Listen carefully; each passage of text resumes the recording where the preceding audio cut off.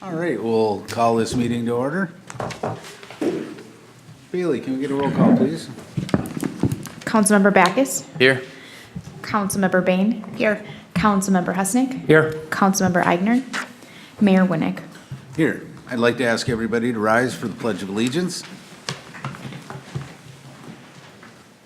I pledge allegiance to the flag of the United States of America and to the republic for which it stands, one nation, under God, indivisible, with liberty and justice for all.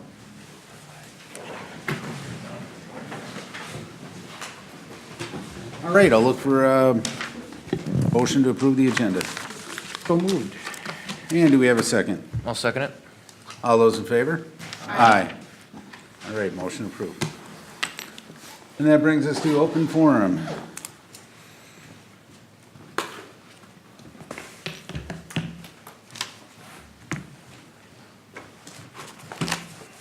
Thanks, Bailey. Welcome, Ron.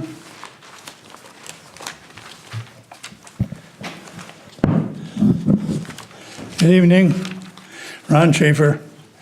I watched on television the show that the mayoral candidates took part in, and they all kind of agreed that they would represent all their constituents, same promises from all the candidates. Why is it I don't believe that? Because it hasn't happened, and it will not happen. There are certain people who have influence in the city that influence the candidates. Okay, got that done. Why no vote on the annexation? When the annexation occurred, this is America, supposed to be the land of the free. So why didn't we have a vote on whether we people in the township wanted to be annexed? Never happened. They just sunk us. I paid my money, went to court, and we never had a chance. Okay, now, when I think about how things are going in the township, I would like to have you guys ask yourself, what have you done for the township, the old township? And I know the answer, it's nothing. Then about the cable commission, I was on the cable commission for a while. I don't know who entered into the joint powers agreement. Got to be the dumbest thing Forest Lake ever did. Forest Lake had more people in the what do you call that? Joint powers. No, not the joint power. We were in the joint powers. So was Scandia and so was Columbus. But we had more people paying into that, twice as many as Scandia and Columbus combined, and yet they had an equal vote. God almighty. If you want to give something away, that's the way to do it. I mean, just a dummy would know better than that. But that's how things went in Forest Lake. And I watched all you guys on television, you candidates, and I watched the city councils. And I hold no hope for the city of Forest Lake, for the township. You're not going to do anything for us except take our money, which you've done already, rebuilt Broadway, and who cares about Broadway? Not me. I live in the country. I don't use that thing at all. And there are no businesses there that I need except over the bridge. I use Menards and Cub Foods. Other than that, you could close the rest of the city down. So think about, if you're going to represent all of us constituents, unfortunately I'm a constituent, I'd like to see some progress in the old township. And don't forget, give SRC her $5. Like I told you, that's less than 2 beers a month. And if you don't drink beer, remember what Admiral Halsey said in World War II? You can't trust a guy that don't drink. And I believe that. All right, John Waller.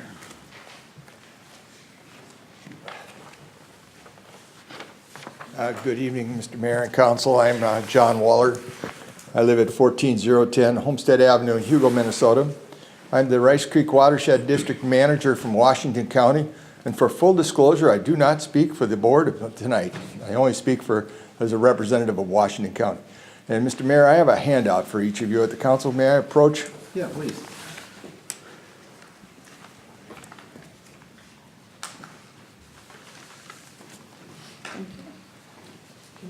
Overhead projector turned on? Thank you.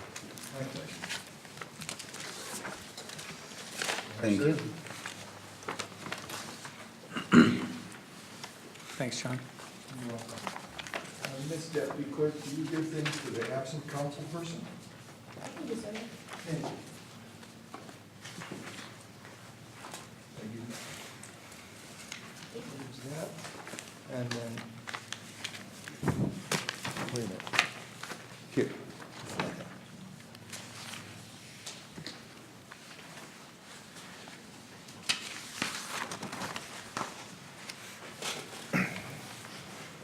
Mr. Mayor and Council, I voted against the budget for the Rice Creek Watershed District this year and against the tax increase that was being offered.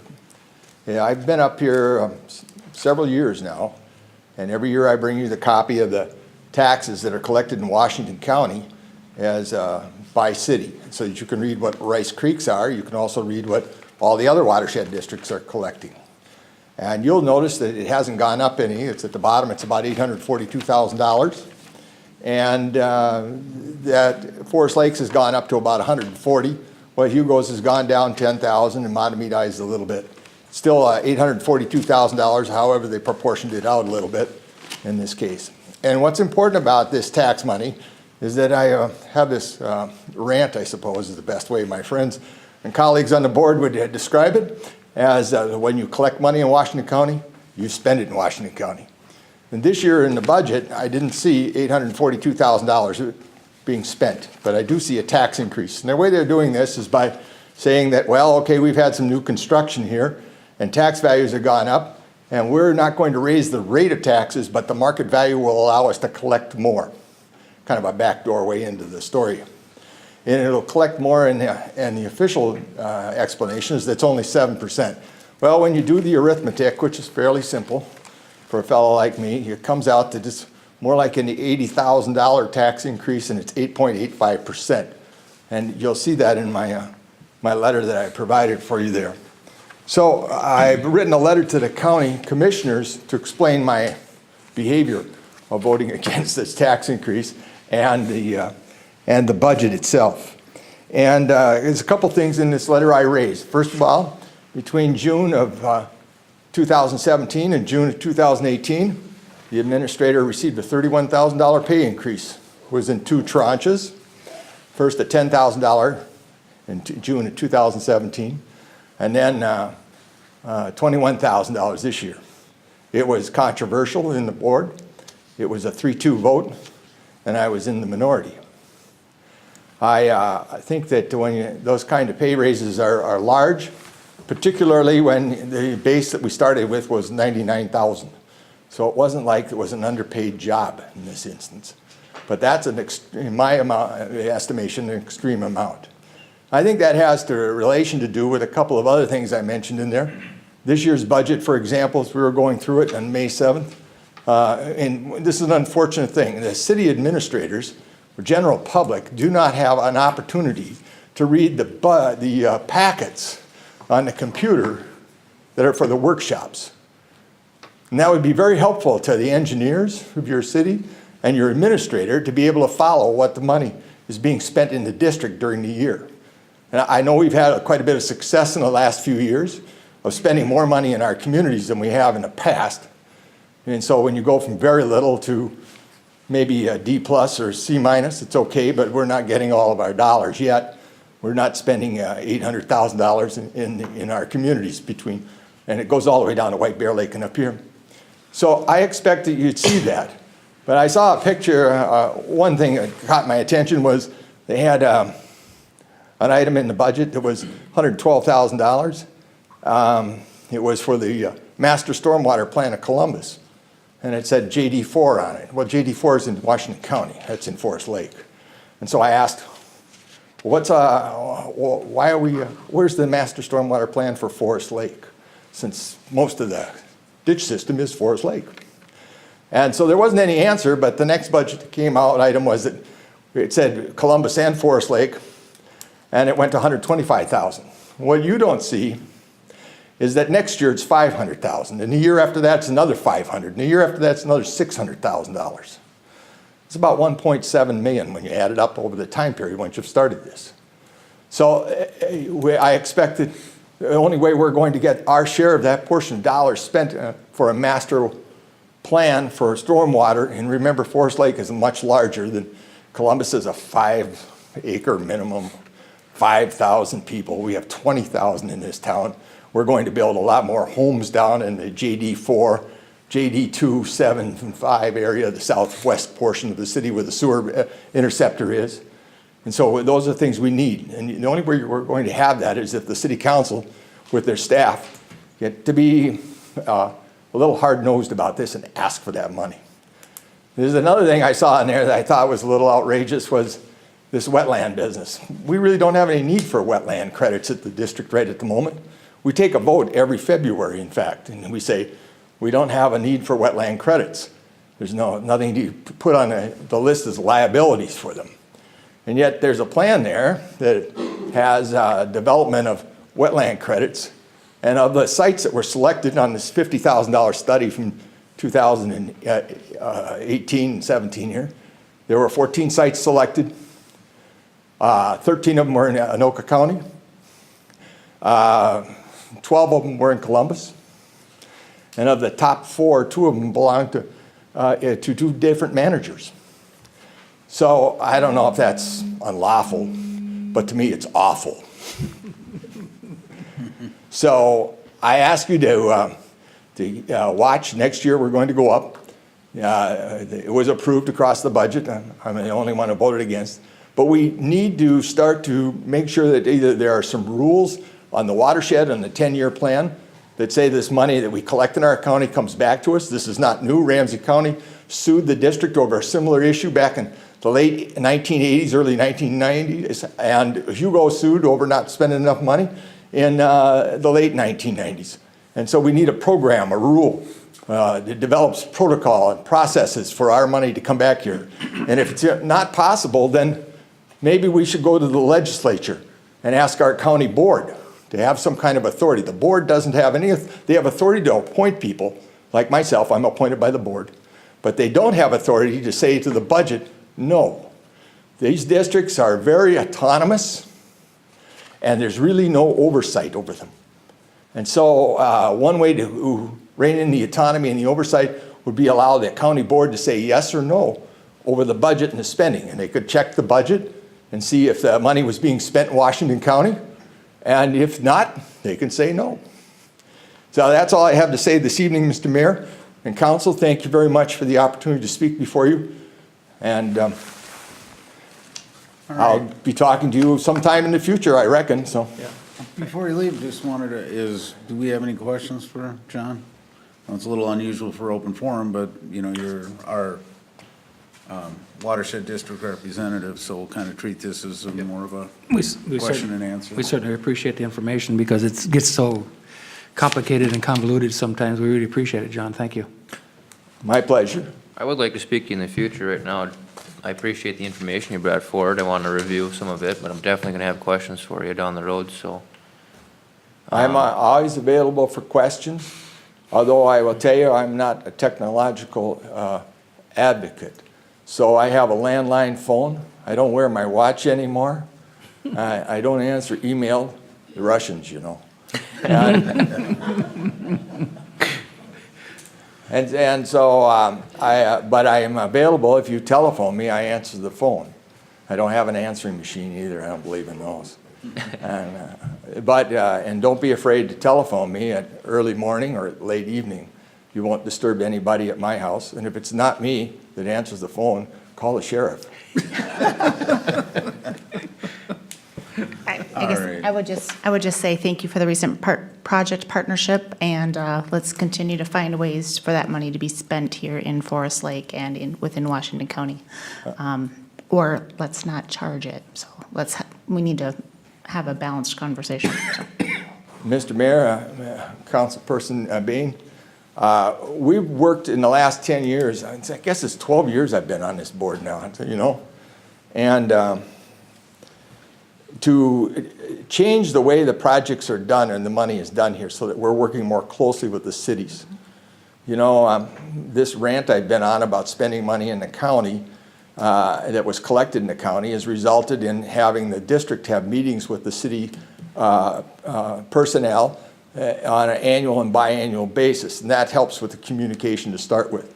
So projects such as we did at the high school a few years ago where it was $505,000, that was really the high school's project and the city's project, but the watershed district acted as it should as a staff assistance. And people should start to look at the watershed district as assistance to what you're engineering. You folks are the land planners, we're the stormwater planners. So we need to have the land plan run the stormwater, not the stormwater run the land plan. So we're continuing to spend some more money here in Forest Lake than what we have. This year we'll spend another $50,000 or so in Clear Lake on water quality issues. But there are two main issues to be aware of. Water quantity, that can be defined by volume or rate control or flooding or whatever you want to call it, or in the case of White Bear Lake, not enough at certain times, you know, a lack of quantity.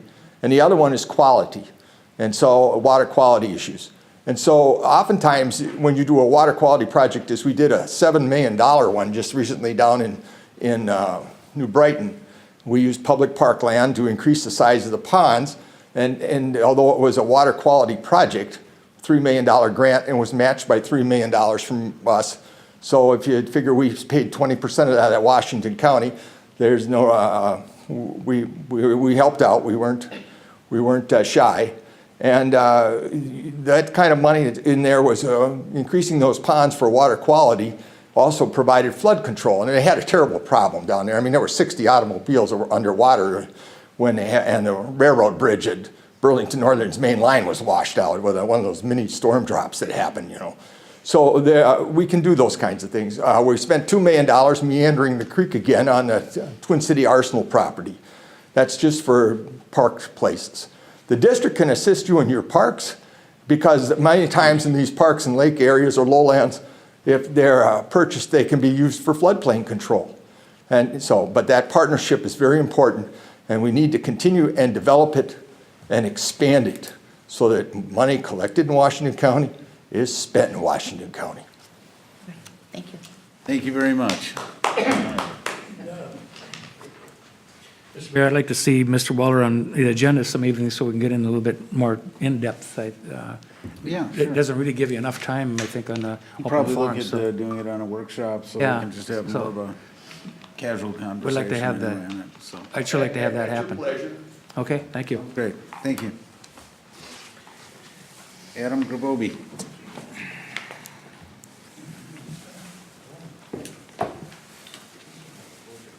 Good evening, Mr. Mayor and council members. I'm here to briefly speak tonight about our first responders in an event that I witnessed not long ago. Bailey, me, the PowerPoint be up. I have a few brief pictures that I took with bystanders in the middle of a parking lot, just brief, not too far from here. As a Forest Lake citizen, I'm here tonight to briefly talk about two items. One, our first responders and the importance of time for Forest Lake residents. I'd first sincerely like to thank our first responders for their spontaneous exercise of professional expertise, professional conduct, and companionship displayed last Thursday, September 27th, 2018, at Northern Hydraulics and Office Max parking lot. From what I understand, a response time under 2 minutes. They cleared a parking lot, secured it, and within 5 minutes, the North Air Care helicopter landed to take the victim away. This medical transport was back in the air and gone within 5 minutes, thanks to our first responders. Time is of importance for all of us, especially citizens of Forest Lake. The pictures are true and accurate, and I cannot find a more compelling defense to keep our police department and first responders personnel in our community. Thank you to all the active residents, Sheriff Starry and Karen Housley, for being our community heroes by standing strong, listening to the community concerns, and working together to keep FLPD. I trust that this leadership will lead us into the future by working together in the community as a partnership. Thank you again for that partnership. Second, dear citizens of Forest Lake, time is precious and the countdown to Election Day has begun. We have 29 days and it ends on November 6th. In conclusion, our first responders prove that time is precious every day. And from that, I encourage you to investigate the candidates and vote. Thank you.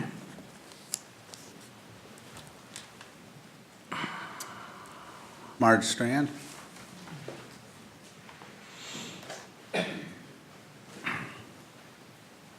Mr. Mayor, City Council, I'm here tonight because I missed you and I'm sure you missed me. Actually, I'm here tonight to request the installation of streetlights at the intersection of Highway 97 and North Shore Trail, which is County Road 2. There have been several serious accidents there. Eastbound traffic is coming up a hill and can't see the traffic coming from Scandia direction. And the westbound can't see the oncoming traffic because of the hill also. Because of the designated right turn lane to access homes on the north shore of Lake Sylvan, cars are prevented from going around the cars that are turning left onto North Shore Trail. I think a lighted intersection could help that accident area. On another note, I'm sure you've all fielded questions about the rate increase for Forest Lake Sanitation. And I'm just going to say shortly that I looked at one of your accounts from 15 years ago. And the net price coming to me, even after the $2.85 increase in fees from 15 years ago, is 21 cents. The rest of it is going to tipping fees that are out of my control and state and county taxes that are on top of your bills. 15 years, I've gotten 21 cents. Thank you. Thank you. Kathy Bystrom.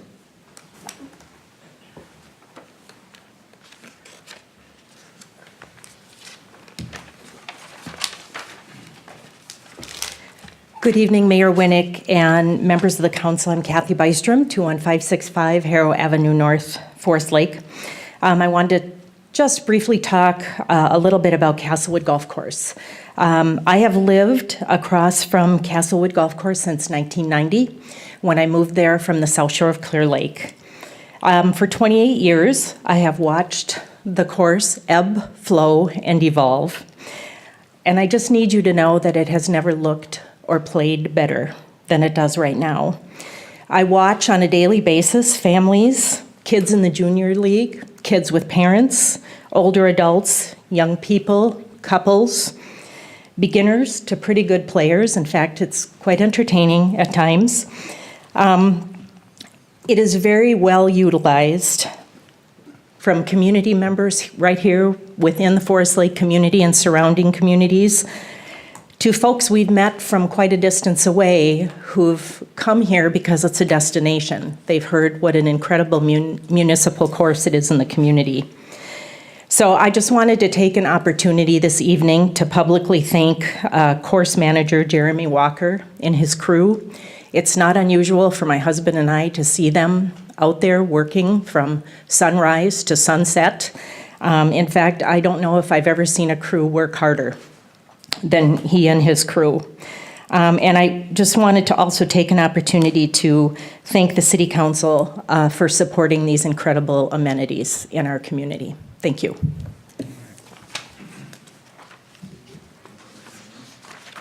That ends open forum for today.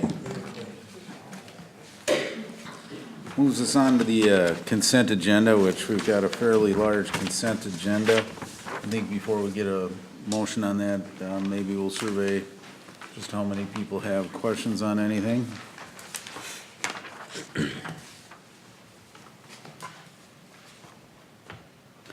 I just had a question on the declaring the surplus equipment for the fire truck. So we can pull that one out and we'll talk about that in a minute. Mr. Mayor, I make a motion, we approve items A through G and I through P, removing H for the regular agenda. I'll second it. All right, we have a motion and a second. Any further discussion? All those in favor? Aye. Aye. All right, that brings us to item 6H. And I think, you know, kind of got it answered ahead, but just, we're declaring that one surplus, which, to sell it off, but the procedure to sell it off is the question I had, because my understanding is there are individuals interested in that truck. And I'd hate to just, you know, ship it off to the state to sell it there. If we can do some type of bidding process, something here, but I'd like to hear, you know, your plans on what, you know, how you're gonna deal with the truck, I guess. Okay, our first step is to harvest all the equipment that can be taken off, like the radio, the lights. Tires were purchased last year, so we're gonna remove those and put them on a truck that needs tires here coming up next year. And then our plan, once it was declared surplus, is figure out how we can sell it ourselves, whether that's placing something in the newspaper or placing it on our website, and then finding out if we need to do a sealed bid. And I'll talk to Bridget on what that process is and what's allowable. But I'd agree, we've had several inquiries on that vehicle. Yeah, all right, yeah, that sounds good. I just like to have, you know, opportunity for somebody local if, you know, if there's a reasonable price for it to, you know, sell it there rather than just, you know, seeing what we can get at an auction, so. Sounds great. All right, so look for a motion on 6H. I'd make a motion that we go ahead with the declaring the surplus equipment as per what Al has just described and move on forward that way. I'll second the motion. All right, all those in favor? Aye. Motion carries. Brings us to item 7A. Welcome, Paul. That's you, yeah. Cable Commission budget approval and LATV update. Hello, Mr. Mayor and City Council. Thanks for allowing me to come speak to you today. I'm here from Lakes Area Television to present the Forest Lake Cable Commission budget to you. And I can kind of go over some main topics from you. The total operating expenditures we're looking at are $145,703, with the PEG expenditures at 49. This differs from last year's budget where they were all combined together, and it got a little bit confusing as the PEG expenditures can only be used for the new equipment, so it kind of clarified it a little bit. So those are placed into a CIP at the end of the proposal here. The budget takes into account Scandia leaving the joint powers and accounts for the revenues going down, but we also put in bids and worked out a deal with Scandia to continue filming their council meetings. And then we are hired on an as production basis for things going forward. We just finished our first production for them for Taco Days, and now they've asked for a bid on another production for their memorial. They just did their grand opening on last week, and we filmed stuff for that. So going forward, right now, the way it's working out, the money might come very close to what it was before they left the joint powers. So the next item is for personnel costs. There's a reduction because last year we had a production specialist position that we eliminated over the last year and switched it with an administrative assistant position, and then just kind of split up the duties from the production specialist. And some of those went away, some of them got automated through how systems were upgraded in city councils. And so we ended up having our expenses for personnel costs go down 5.12%. In this budget, we're taking out a audit fee, so it was requested by city council that we perform a biannual audit, whether or not we go above or above the threshold for that or not, and we are quite a bit below it. And we did not put away money for that this year, so this year will be the full amount of $5,100 for an audit, and then moving forward, we will split that in half each year for an audit. And for the budget this year, we weren't sure we would hit the budget right, so we took out a $5,000 cost that we're putting away each year for franchise reserves. And we came in far enough under budget this year that we will put that back in for 2018 as well as we put in the 2019 budget. And that's kind of the highlights, I think, of this budget. If you have any questions or suggestions. Well, thank you, Paul. I guess a couple, and the biannual audit, if we're under the threshold, I'm just wondering if we need to do a full, complete audit, or if we can, have an auditor, develop a scope of work where it's more of a, Agreed upon procedures? agreed upon procedures at, half the price or less. So I can tell you the Cable Commission would love that. But it was our understanding that the council kind of requested it because if you go more than 2 years, you start losing that. I think Mari even suggested it well, that you lose that baseline fee that you have to kind of do a full audit to get back to anyway. So it almost kind of canceled it out. Okay. Conversation could be had if we feel that there is a long-term, if we're going to stay underneath that state threshold, and if an audit isn't going to be needed, you could make that case. If we think we're going to be hovering around, then you might as well do it every other year, and rather than having to do a full audit of the beginning numbers. Yeah, for quite a while, we were under the threshold. We're and- pretty far under it now, yes. We All are. right, okay, so Yep. I think we can go back to some type of in-house Okay. procedure, something, but, maybe the Cable Commission can develop a recommendation back. We could certainly get a bid for some agreed-upon procedures and define a reduced scope of work, see what the difference is in budget, maybe bring that back to council. Okay. Now, I guess just, in an overall process of where the Cable Commission's at, or LATV is at, but I know you've been reaching out to the school a lot to try and get more involvement there. How's that coming along? It's going to be the death of me, but it's great. So it was a big, we did a big homecoming production this week, and I think I did 25 shoots with the kids. And so that relationship is growing pretty good. So we have, since school starts, I meet with them at least once a week, a group of students, we are rangers, and they plan out productions that they think would help benefit the school. But also, they are building me, LATV, a studio in the school, which is actually would be done by now, but there was slight, I don't want to use the word conflicts, but between the room I was given, it would have served some of other teachers better, so we looked for another room for me, and we actually found a larger room that's going to serve me better, and we could move in as early as tomorrow. We're kind of waiting right now, it's filled with stuff for storage, so they're trying to find a place for that. So we will have a permanent studio in the high school. I already have interest from students that are waiting for us to get in there. They want to do a morning show, news around town, stuff that affects kids in school and what's important to them. And so that's actually working really well. And we ended up doing 6 productions with the school last year that all turned out really, really well. And one of them that we did, they said was the most school spirit they've ever seen done at one time in the school.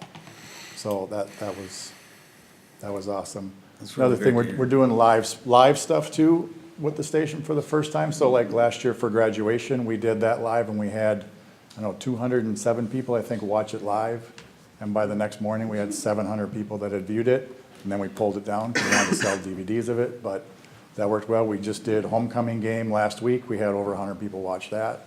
And we actually even had the homecoming king come in and announce the game for us. It worked out really well. So Real nice. different live productions, we're working with them. And right now that's growing. They're talking about, so I've had quite a few teachers step up. We're looking at curriculum going into next year, teaching short film class, video journalism, things like that. And since I'm now an accredited teacher, we've had quite a few teachers step up that would take on the role of teaching those classes and working with Century College, places like that, see what kind of credits we can build that kids can come and work with us and then walk out and it benefits them once they leave.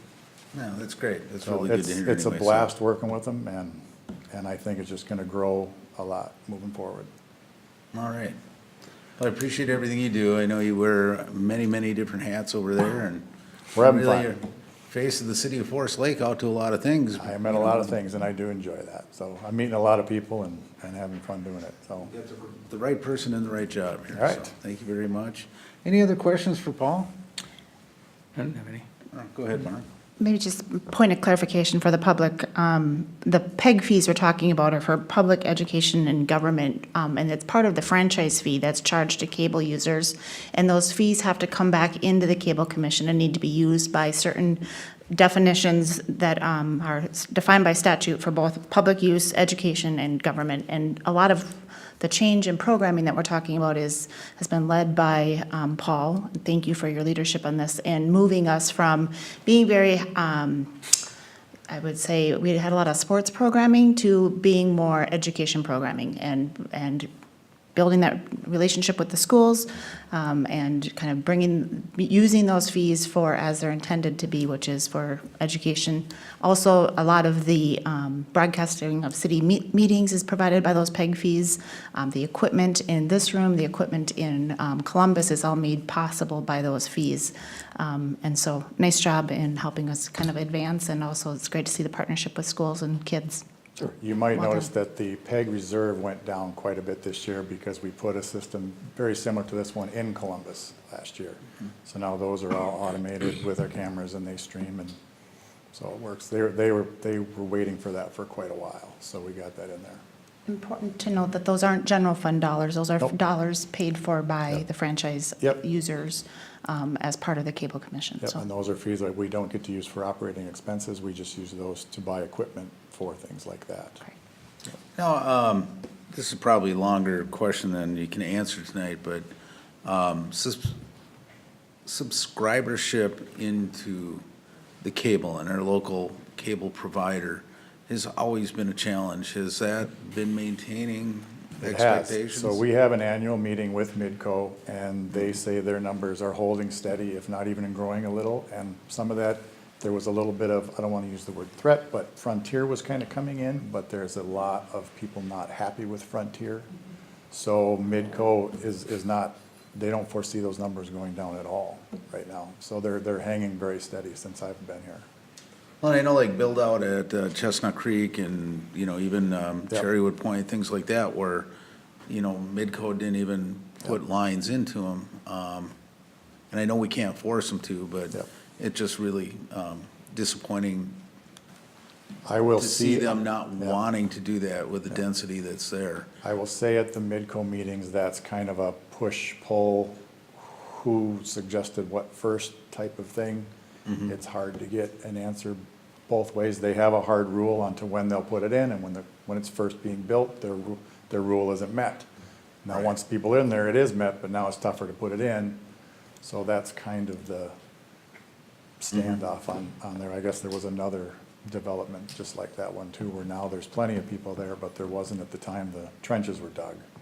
Yeah, and So- since they've found other Yep. media outlets, so. Yep. All right, well, keep up the good work and. Scandia is what they're doing is, because they went to Frontier and they're kind of unhappy, so they're actually trying to get enough citizens together. They aren't meeting the requirement, but if they can get enough citizens to sign a contract saying, we agree to keep your service for this long, Midco is at least sitting at the table with them to work and talk about that, but I don't know that anything has happened yet.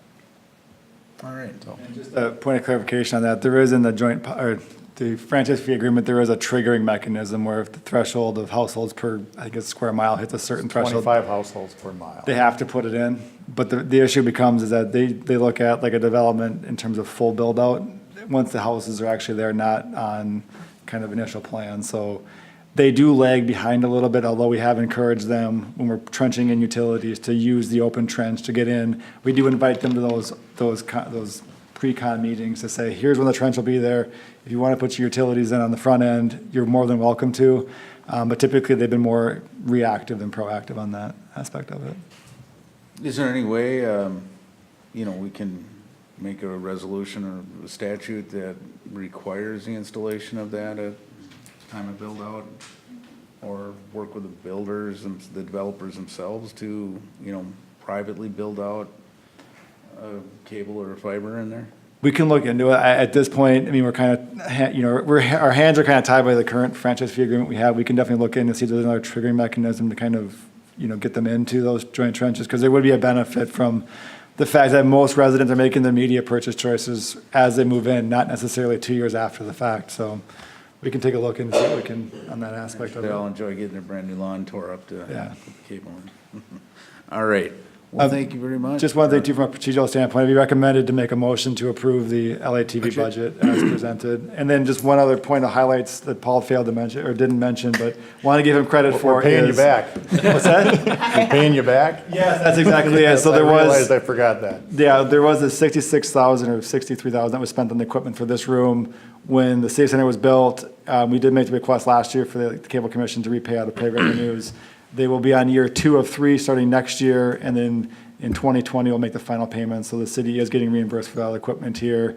And once that final payment is made, they also are going to be looking at taking that payment amount and then putting that back into franchise fee reserve. So as the equipment ages out and needs to get replaced, they will have cash available for that. So Paul's done a great job making sure that they're staying on a solid plan moving forward in the future. All right, great. Mr. Mayor, I'll make a motion that we approve the Cable Commission budget for 2019. Thank you. I'll second the motion. Motion and a second. Any further discussion? All those in favor? Aye. Aye. Motion carries. Thank you. Thank you, Thank you, Paul. Mr. Mayor, council. All right, North Lakes Academy conduit financing, Dan.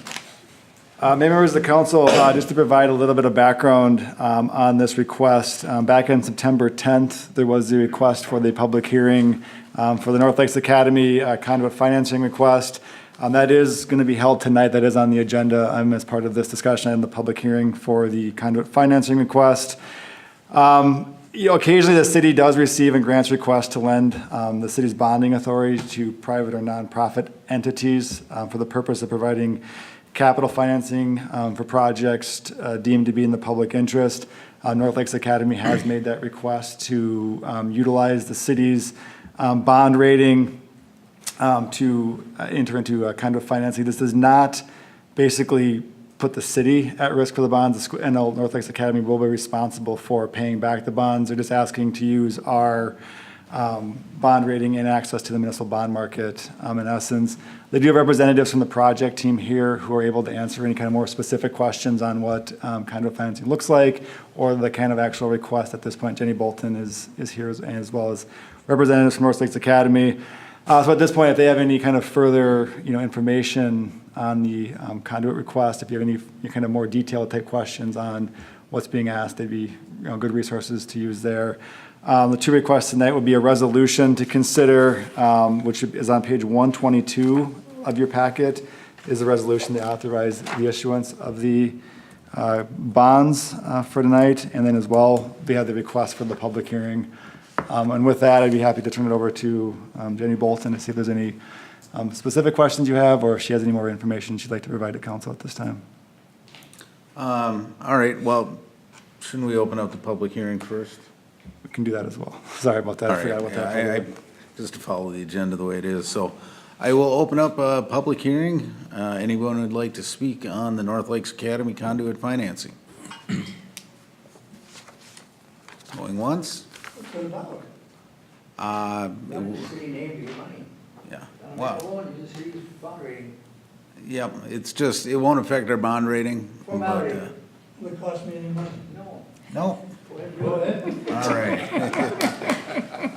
Anyone else like to speak? We got Ron's blessing on it, so. All right. Hearing none, public hearing closed, and back to the council, so. Now, if you'd like to speak, I guess.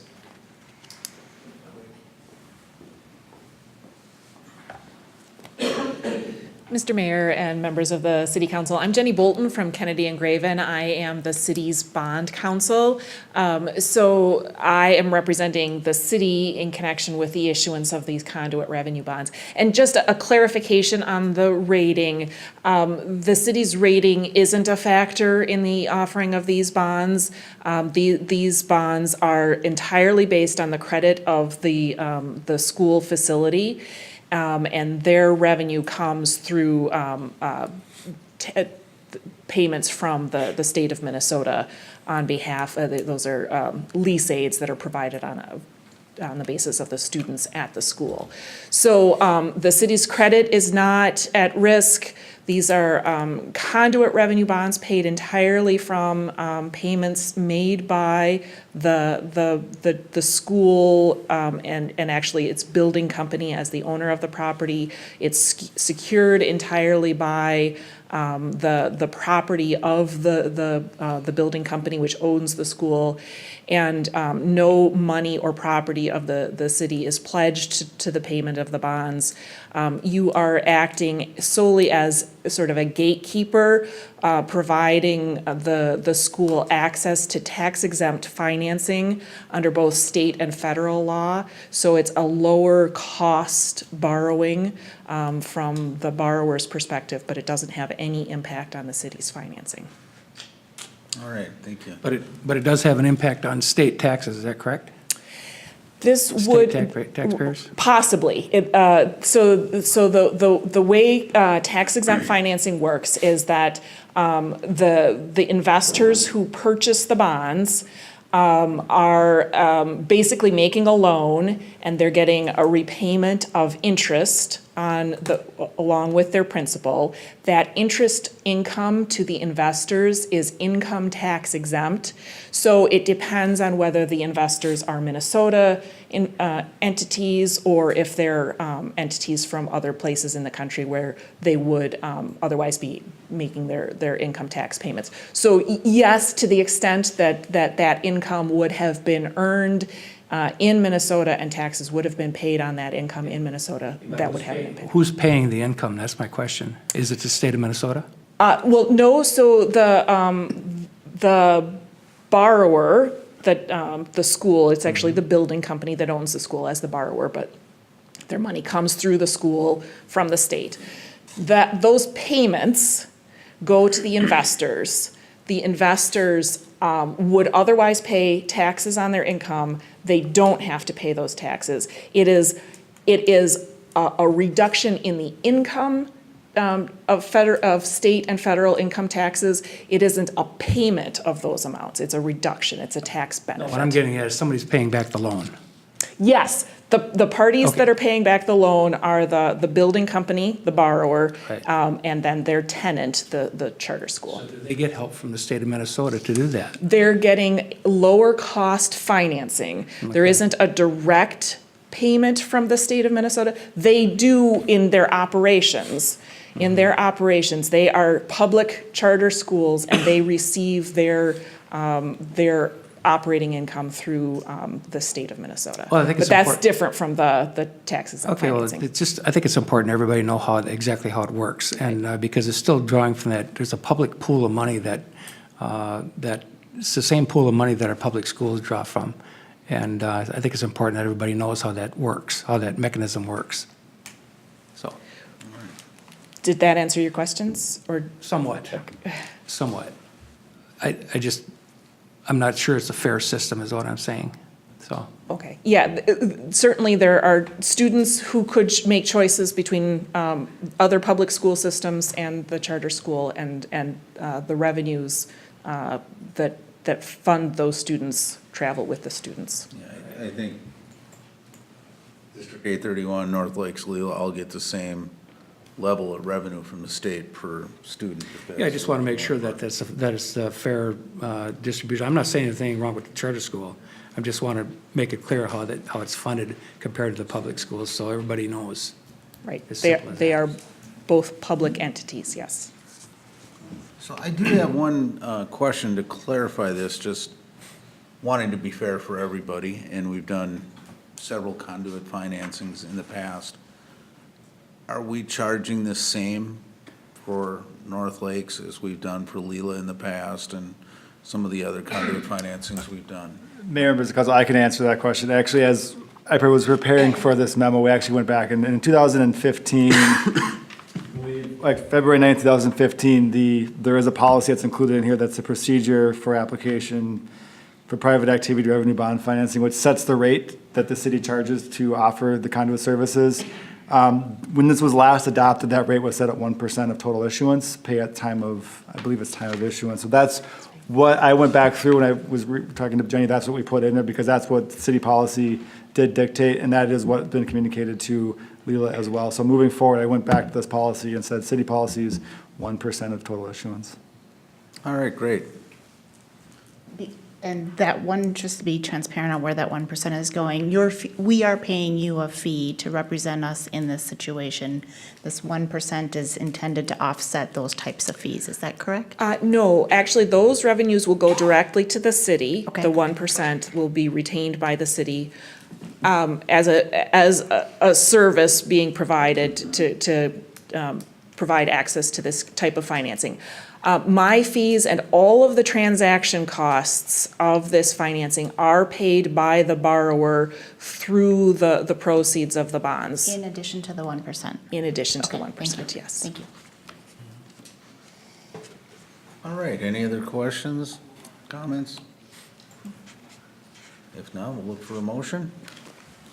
Mr. Mayor, I will, pause for a second. Let me find, I will make a motion that we approve Resolution 10-08-1802 to approve conduit financing for North Lakes Academy. All right, we have a motion. Do we have a second on that? I'll second the motion. All right, any further discussion? All those in favor? Aye. Aye. Opposed? No? All right, motion carries. Good luck with the school. And Dan, can you take us through quickly the comprehensive right-of-way discussion? Absolutely. Mayor, members of the council. So this is probably the third or fourth time this ordinance has been before council for consideration. And based on the last time I was here, September 10th, there was quite a bit of feedback on the ordinance as it kind of was in that current state. Staff did go back and kind of re-looked at the ordinance, kind of in totality to see, where the issues were and how we're going to administer the ordinance moving forward. We kind of circled back on where the biggest hangup was in the way the ordinance was worded was the obstruction permit. Councilmember Backus brought up quite a few issues in terms of like, what if somebody temporarily puts construction materials in the right of way? Do they need to get a permit? So when we kind of went back, looked at it, started really evaluating how that would be administered, we kind of looked at, there is still a need for some type of obstruction permit. I think the intent there was if somebody's parking a trailer long-term in the right-of-way, like a resident parks their boat trailer in there for the course of the summer, or parking a vehicle in there, we need a mechanism to make sure that we can say can't park in the right-of-way. However, when it was kind of included in the comprehensive right-of-way ordinance, it was really muddying the waters a little bit. So we actually went back through the ordinance and kind of struck all the language that was requiring the comprehensive or the obstruction permit and pulled it all out, because a couple of the issues were like if we had a contractor that came forward that got a minor excavation permit and had some construction materials or some equipment that was in obstructing the right-of-way, would they need a obstruction permit if they were in different sections of the right-of-way? So it just added this whole layer of complexity and basically made that ordinance, very difficult to administer. By removing it out, it's pretty much more of a streamlined, really good first approach to, really managing a right-of-way in a good fashion. So in essence, we did pull that language out, so now we basically have a permit here that just requires a minor excavation permit if somebody's coming in and do, say, a cable drop and doing the excavation work back up to the house. We also did, realizing that, say, Midco comes in and does 20 of these a year, so instead of charging per permit, they do have an annual permit option as well to kind of help streamline and make it more efficient for their operations. We have a major excavation permit, somebody comes in and does a major, wants to dig down, and I believe it's the language based on depth. They trigger the major excavation permit at that point. And we also have the final piece in the small cell wireless, it basically requires a co-location agreement with telecom carriers to locate their equipment on city poles. The rest of those pieces have already been approved. This is kind of the last piece in getting that whole process kind of moved forward. From a staff's perspective, in terms of administering this kind of new version is a lot cleaner, a lot easier for us to administer. Since we're kind of coming into the end of the construction season in terms of a lot of the major right-of-way work in, the city of Forest Lake, we're looking at a lot of this will be launched in 19. We're going to reevaluate kind of how it's going, probably first quarter, second quarter, to see how the ordinance is working. Is it working as designed? We need to make any changes to it. But this is kind of, this language that's included in here really kind of addresses the needs of the city in managing the right-of-way and kind of gets rid of that kind of the confusing obstruction permit language. We are also working kind of on the backside to see if there's something maybe within zoning code that we could look at adding an obstruction language to kind of get it more in line with where the intent was originally, rather than kind of getting in the comprehensive right-of-way ordinance. So what you have before you here is kind of the streamlined version of what was presented before. We also took back feedback from Verizon on this. It did incorporate their feedback. We didn't incorporate all of it. We incorporated the majority of it. I think there was 5 points that they wanted. We put 4 of those 5 points into this language. So Verizon has reviewed it. They're okay with the language that's in here. And I think what you have before you here is a lot tighter ordinance than what was presented before. So at this point, I'd be happy to answer any questions that you may have on it. Dave is also here to kind of answer more of the questions on it. All right, thank you, Dan. Personally, I've went through this so many times, and for what it affects, I'd like to get it covered tonight and be done with it for good. But any other questions on it, or? Well, the biggest concern, it's, you have a situation where you're blocking the right-of-way somehow. Are you doing that with just one load of something backing into a job site, or is it something that's going to be there for a couple hours or a couple days or whatever, And I think we want to make sure that somebody's just delivering something and that we can keep it pretty simple. Yep. And that's not, and I don't see any issue with what I've read here so far, so. All right. Yeah, it's definitely a lot easier to navigate than it was having the part that the obstruction permit in there before. I'm just looking for a little clarification. Is any excavation or any work less than 7 inches requiring a permit? Let me take a quick look through. If it's up to 7 inches, that's a minor. If it's greater than 7 inches, that's the trigger point. So if you're 7 inches or less, that's the minor excavation. 7 inches or more is the major. So anything 6 inches or less is not going to require any permit? No, that would require the minor excavation. So up to 7 inches. So if you're 2 inches below grade, that's minor excavation. If you're 7 inches or greater, then you trigger the major excavation. Got it. It'll break down on 166.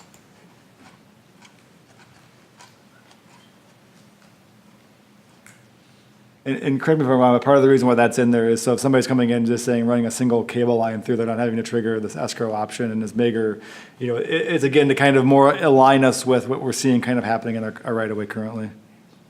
Typically, you're boring in or trenching in a cable line or a phone line, they just fold the sod back, go 6 inches down, trench it in. I mean, that's something that takes them a couple hours and they're in and out, and that's be more to that annual permit than to where, Mid-Continent will do the annual and just give me addresses when they're doing it. But it's, for me, it's not long to review, and from their perspective, they're not disturbing anything. So it's when they get into the boring and going, underneath driveways or underneath the city streets. Once they start getting to that depth is when we want to know what they're doing.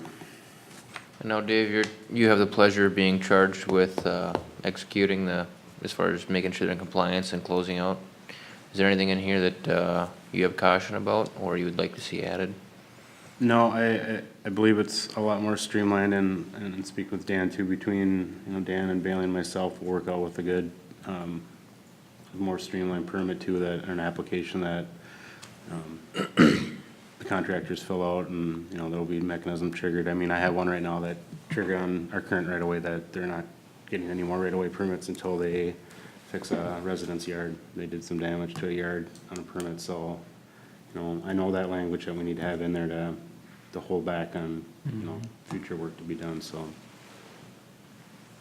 All right, great. Well, Mr. Mayor, I'd make a motion that we adopt the ordinance 679-680 as recommended by the staff. And just prior to that, there's also the public hearing component as well. Oh, I'm sorry. Sorry there was about that, public yeah, I forgot to mention that. I didn't, I went past it, sorry, apologize. All right. Well, we'll open up a public hearing then for the fee schedule. Anyone would like to speak on the fee schedule? Going once? Going twice? All right, public hearing is closed. My motion stands, sir. All right, so we have a motion on 679 and 680. Do we have a second on that? I'll second. Any further discussion? I would just like to see this reviewed 6 months, year afterwards, just to see if it needs any tweakings before it becomes at home in the policy. Absolutely, and that's part of our intent too. We're kind of going from kind of skeletal right-of-way ordinance recommendations, and that's definitely, you know, on the work plan as we kind of go through where we're seeing challenges, where are the holes, where are there strong points in it, and we will give this a full review after we kind of had a chance to live in it, and it's definitely on the work plan for next Yeah, I year. don't think there's any time limit on there or anything, is there? I mean, it can be reviewed anytime. can't it? Yeah, well, and at the staff level, we've talked about just kind of maybe mid-season It next could- year. It could just happen if somebody has a question about it. or Yeah, I just want to concern. make sure that it's revisited, that we're happy with it, and everything is going well. I think it's gonna be a learning curve for the contractors as well. There's been Oh, sure. multiple years where it's just send me an email and say I'm doing work, and there's been no guidelines like this. So I think it's gonna be a learning curve with contractors and with city staff. And I think, you know, to Dan's point, 3 months in or 6 months in, you'll better say, yep, this doesn't work, we need to change this, or this is maybe a little too strict, we need to lighten this up, or we need to change something. I think it's. You'll get plenty of feedback from the contractors. Yep, yep, and I think that'll kind of craft the direction we want to go. All right, any further discussion? All right, all those in favor? Aye. Motion carries. All right, 7D, resolution appointing a city clerk. Bridget, do you want to give us the quick go over on this one, please? Yes, thank you, Your Honor. Mayor, members of the council, the resolution before you for consideration this evening is sort of the final chapter in the book of hiring the new city administrator. So previously, as you know, the city did engage in a process whereby it hired Patrick Casey as the next city administrator. Patrick starts on the 17th, so in just a few days here.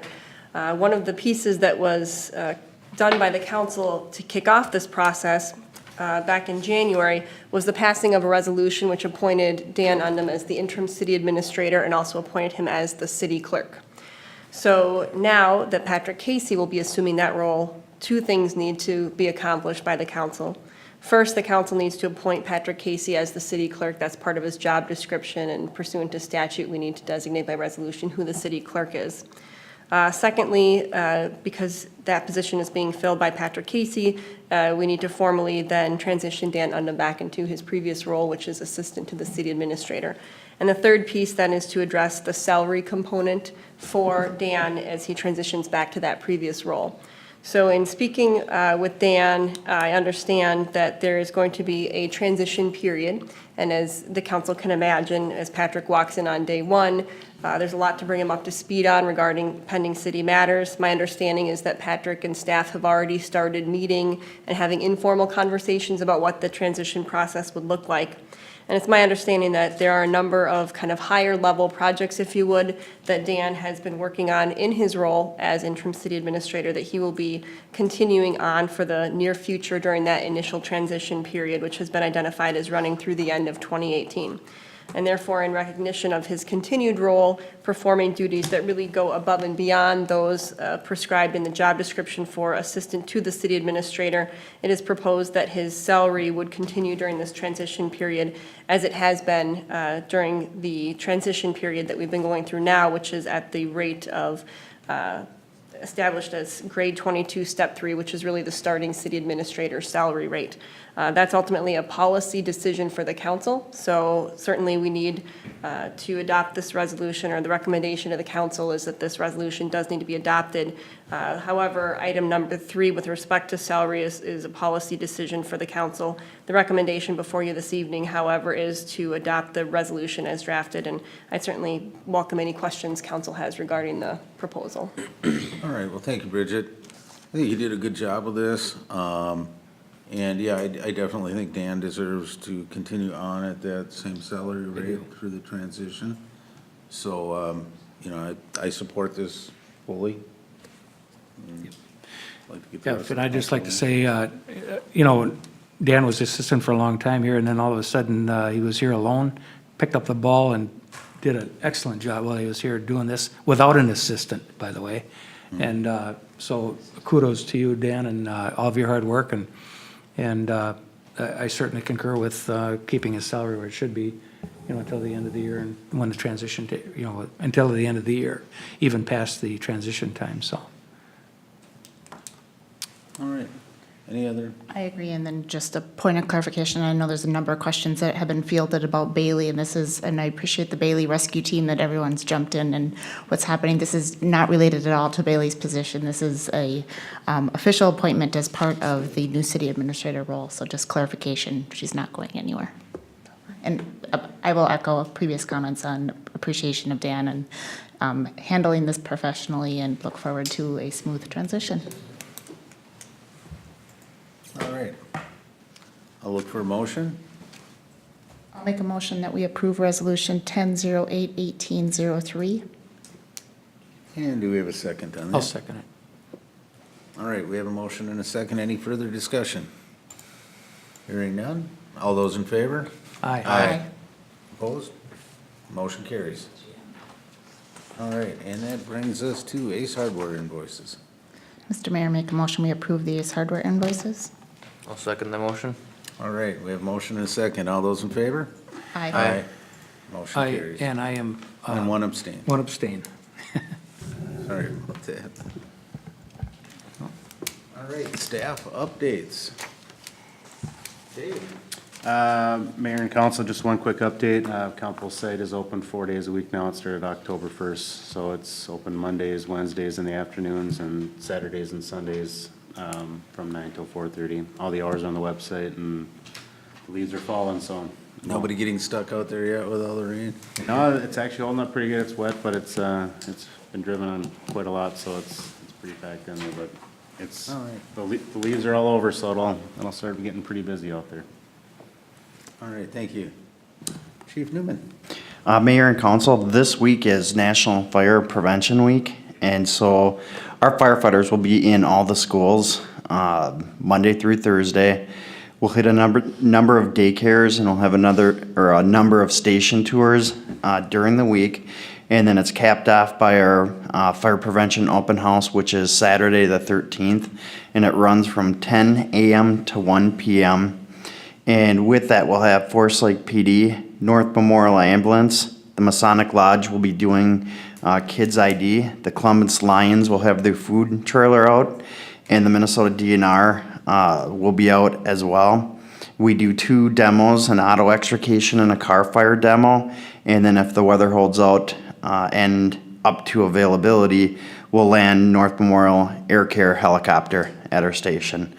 It is open to the public and no charge. All right, well, thank you very much. Any questions for the chief? All right. Bailey? Nothing from me, thank you. All right, thank you. And Dan?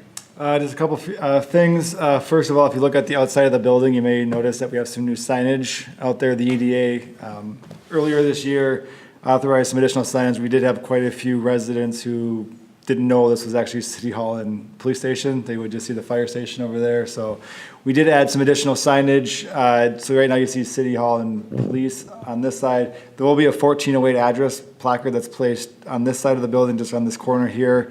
And it's also going to be all backlit. So I believe, are going to be out later this week to hopefully complete the work. They started in here. So that's also part of the reason why the flags are to the corner. They were in here kind of doing all sorts of work, pulling power out to the front of the building, so it'll be nice to get some additional signage up there.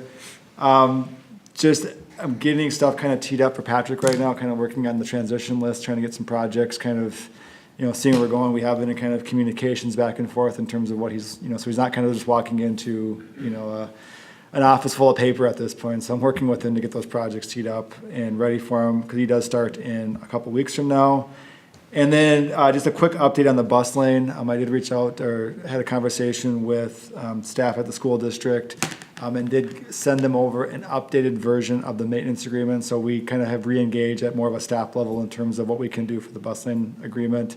I did hear on the phone that they verbally committed they would maintain snow plow removal this year. So I think the end goal is still the same. We're just trying to figure out what's the best pathway at this point, but staff are communicating back and forth on kind of that, on that project, so. Snow plowing is one thing, but I mean, actual road Right, no, maintenance. correct, and that's where the full maintenance agreement plays into all of that. So there was the request that came back out, so that did get over to them, so we are kind of re-engaging there. We also still are doing the back end work to make sure that we have all of our ducks in a row, so when we do have that larger meeting that we have, it's a productive meeting, but just wanted to provide, there has been some engagement, at the staff level on that issue.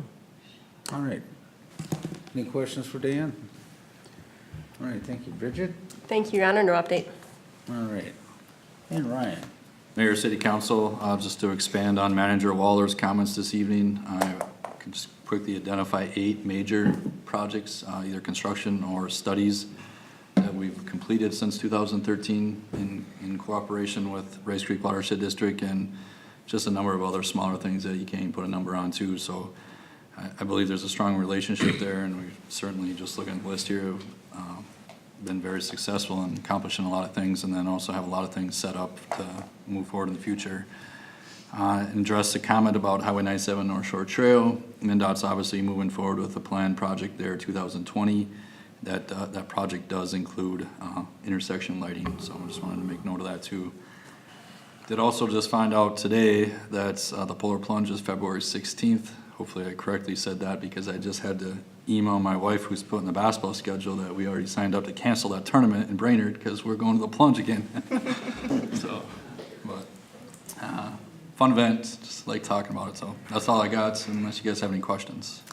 Well, the 97 North Shore interchange there, can we just have XL put a couple street, I mean, for the Yeah, cost so of that we have a policy that you guys adopted. I don't remember offhand exactly what triggers or not.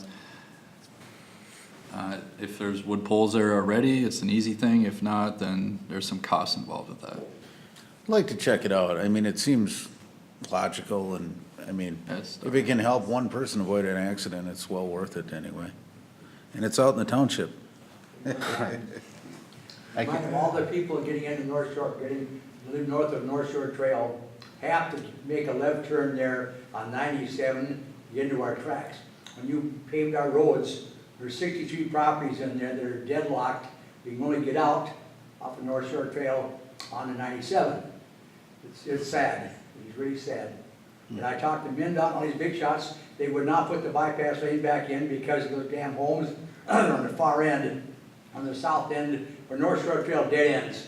That speed going down the hole there is dead. I did the census. There's only about half dozen homes down there. Nobody goes down there. But MnDOT will not put the bypass lane in. They said because that road, because there's a street crossing over, they can't do it. They give a damn when people get killed.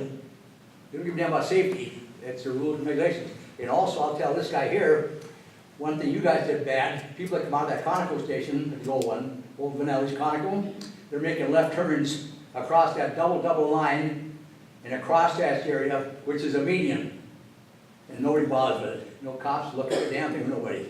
Well, Every talk time to I go Chief down to about town, I that. see 2 or 3 cars making left turns out of that gas station on the east driveway, crossing that double line with a crosshatched area. North Shore, 97 is a joke, and so is North Shore Trail intersection. I've been there 28 years. I've seen a lot of accidents, and it ain't gonna stop until somebody gets killed. Dan, can you forward that to Chief Peterson? Yeah, I'll have a conversation with them tomorrow, for sure. All right, great. Thank you. Sorry about the outburst, but Oh. like I said, that's the reason I missed the meeting. My daughter came, she was driving to Pittsburgh, and she had an Oscar. Her husband's grandfather was Wallace Berry, so she was at my house 2 weeks ago, and I didn't want to miss the Oscar. I had a choice of the Oscar and this meeting. Guess who won? Anyway, I won't be around long. I'm 85, married 64 years, and I'm going downhill fast. So make you feel good that Ellen's going to be leaving soon, All right. one way or another. Hopefully not too soon. I still make candy, everybody, though. I ain't stopped that. Made it back today. Yeah. And just to compound on Commissioner Waller's comments earlier, I think we do have a really good relationship with Rice Creek, but I think I can say I agree with his opinion. I just want to make sure that the tax money leaving Forest Lake is coming back to Forest Lake. Yep. You know, it's our people paying that money. If we're sending $1 million out and we're only getting $500,000 back, we need to make a little noise down there and let them know that we want to get some more up here. I don't think that's a reason just to give them to keep raising the budget. It's also about, you know, doing what's needed, but making sure we get that money spent up here if it's needed up here, or it's not getting wasted in other parts of the watershed district, so. All right, I can take a look into that street lighting as well. I'll bring it back at the workshop next week. I can talk to Excel and see, I'll take a look and see what that would cost us to put some up there for that temporary until the turn lane's put in. yeah, or I mean, if there's a pole there that they can mount lighting on, some type of lighting. If there's a would be pole nice there, it's anyway. pretty easy. It's just if there's not a pole anywhere close, then it requires a little more work. Be given the time of the year and frost charges or whatever, I don't know if that's gonna incur with lighting, but, no. Yeah, It'd be I'll nice check to it out look and at report getting it back next Monday. done. All right, thanks, Dave. Move on to, council updates. Sam? Okay, thank you. I attended the school board meeting last Thursday, and there again, it's, you know, get to talk about student achievement. Some of these kids are really doing well. And also, there was a conversation about the referendum that's coming up. Wasn't, you know, and some strategies for that too. So, other than that, I attended the watershed district for the Clear Lake, Forest Lake Watershed District meeting also. It was a week ago, and the big conversation there was about what's happening with Shields Lake and the process that they're making there, and because that lake is really hurting. So that was just a conversation that took place there, so thanks. All right, thank you. We had a busy week on my own personal stuff, nothing much for the city. Did get out for a little bit of some activities locally. Tonight, we had the EDA meeting, and they're going ahead with a grant application from Washington County, so we should be getting $9,800 or $9,000, I can't remember, up to $10,000 total grant to do some design work with Bolton and Mink on a proposed industrial park. So hopefully we come back with some good results on that and can move forward to bring some businesses into What's town. timing for the study? By the end of the year, or? By the end of this month, we should have it done anyway. All right. Wayne? I have nothing at this time. All right.